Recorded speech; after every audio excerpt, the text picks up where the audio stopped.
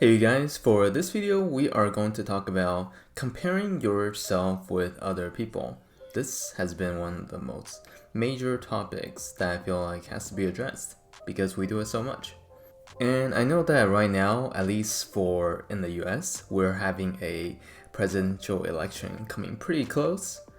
So everything is literally very chaotic. Like literally, you can go on and then try to search, and then you'll see chaos on the internet, and everyone is not exactly being very nice to each other. So here we want to get into the point where we know how to stand our ground, and maybe this video will help some way. Maybe not. Who knows? But the truth is, every time when we are going about trying to compare ourselves to other people, it is really to feel better or worse about ourselves as a person.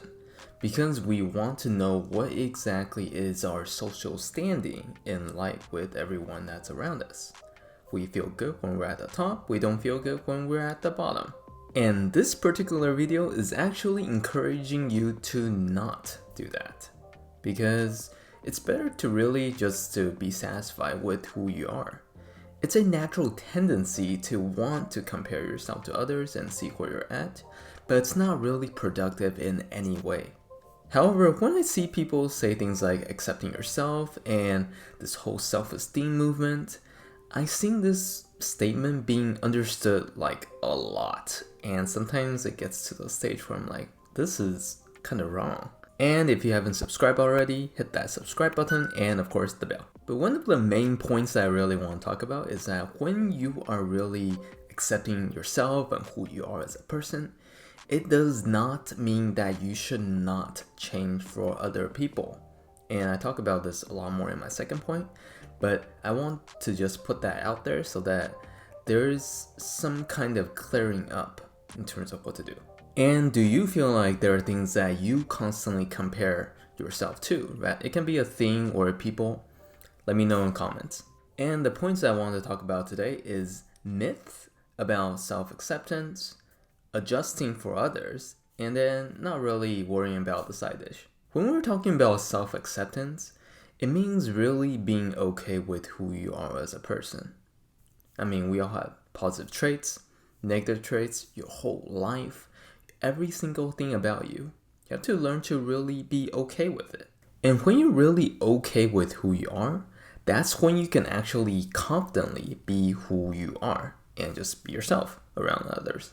However, this is the key point. This statement can so easily be misunderstood. When we're talking about self-acceptance, it does not mean that you should never change or you don't care about what anyone thinks at all. So for example, let's say if I really like making fun of other people. I just really like taking their lunches and throwing them on the ground and just kicking people for no reason. I like bullying people and I like to go around and then make racist comments. Should people accept me as I am? No, of course not. Should I absolutely don't care about what anyone thinks or say about me even though they're trying to help me? Of course not. Accepting means accepting the person that you are right now. It doesn't mean that you like or dislike yourself as a person. It just means that you're not really judging yourself at the moment. Do you have flaws? Of course, we all have flaws. Should you change? Yes. It will help you and others if you change and you have flaws. You can just see from the previous bully example that we all have flaws and sometimes we might not even see our own flaws. So it's not a license to do whatever you want and then block out anyone who disagrees with you. But let's bring this back a little bit. The whole point of self-acceptance is so that you are not endlessly attacking your mind on cycle, on repeat, for every small mistake that you make. This is what self-acceptance is really directing at. Because when we make that small mistake, we should really examine it and look at it and then improve from it.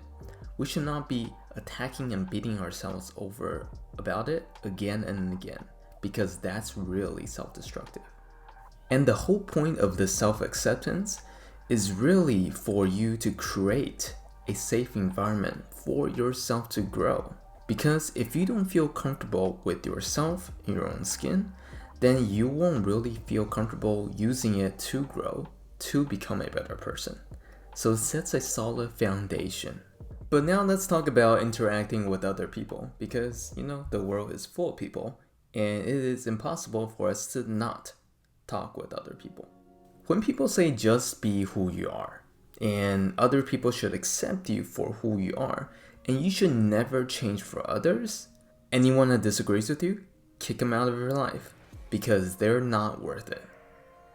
Honestly, that just sounds really off to me. Honestly, I don't really feel like that's a good approach, because it's like, let's say if you're at a party and everyone's ordering pizza and you're like, I like cantaloupes on my pizza.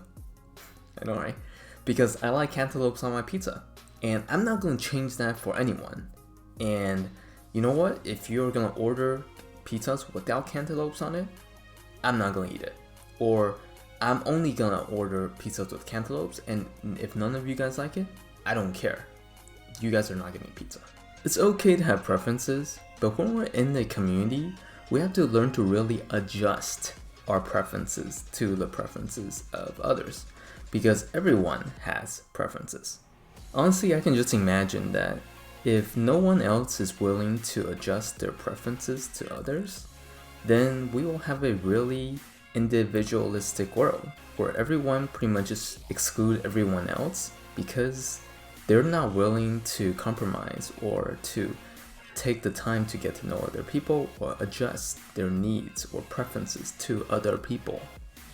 And the whole point of being able to connect with others is so that we can have a community.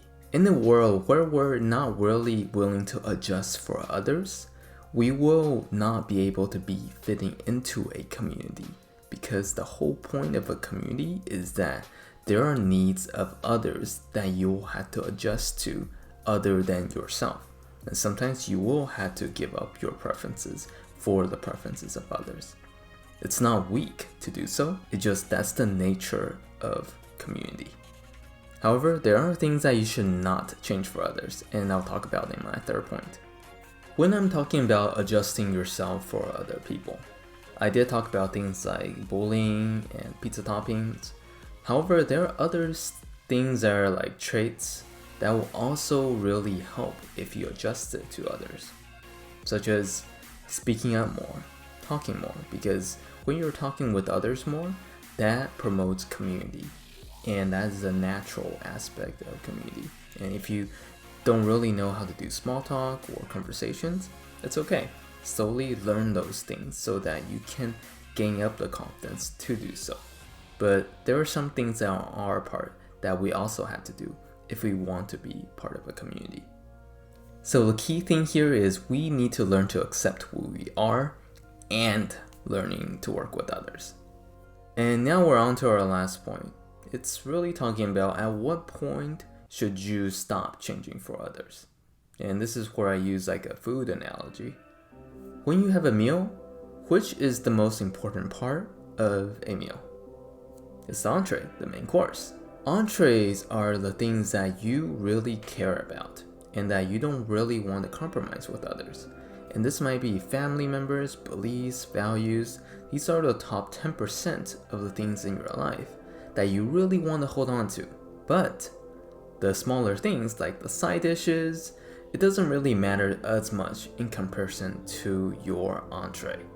So if anything, make sure that your entree is doing well, and then don't so much worry about the side dishes that people are talking about. And those ones, it's like whatever. So this is really where you draw the line between what you should change for others and what you should not adjust or change for others. And the entree part is the part where people don't touch. Yep, that's sealed off. The side dishes, yes, you can change. You might have preferences to it, but then it's not an essential part of your life.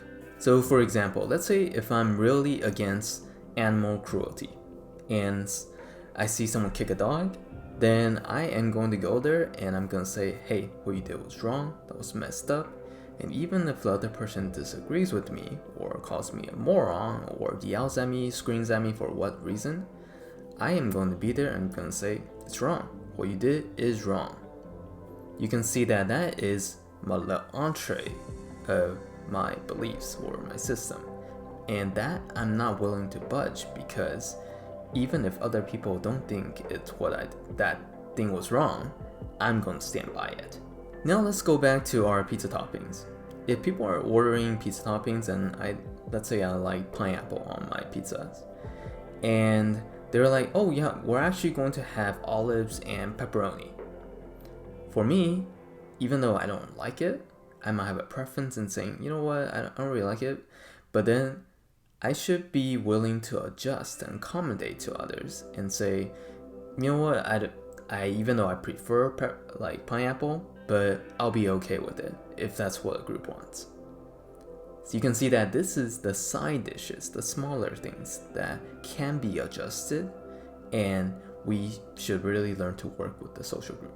You can really see that a self-acceptance and learning to adjusting yourself with others and preferences, nothing is really so much black and white. It's not like I'm not going to change a single thing about myself and I'm going to be like a piece of rock, because that's not going to get you any friends and you will end up in isolation if that's what's going to happen.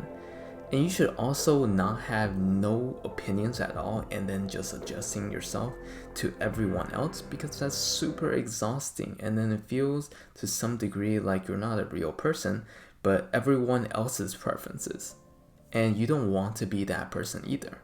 So there's really a balance, and you can use the analogy that I just said with like the entree, where you can really ground yourself and separate yourself between what exactly should you change and should not change for other people.